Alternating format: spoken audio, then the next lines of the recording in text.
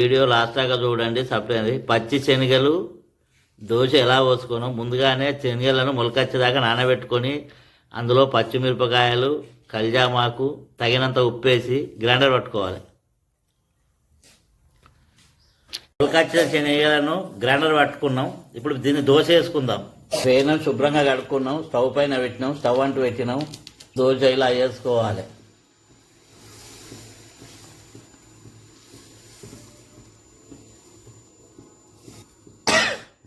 చిన్న చెంచతోటి చుట్టూగా ఇట్లా అనుకోవాలి. దీన్ని తీసి ఉల్టా పల్ట వేసుకోవాలి.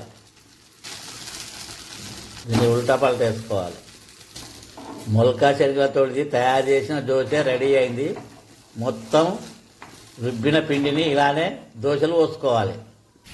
మొలక శనగల దోశ, పల్లి చట్నీ ఇలా తింటే చాలా రుచిగా ఉంటుంది. మళ్ళీ కావాలనిపిస్తుంది, తిన్న కొద్దీ తినాలనిపిస్తుంది. ఈ మొలక శనగల దోశ ఆరోగ్యానికి చాలా మంచిది.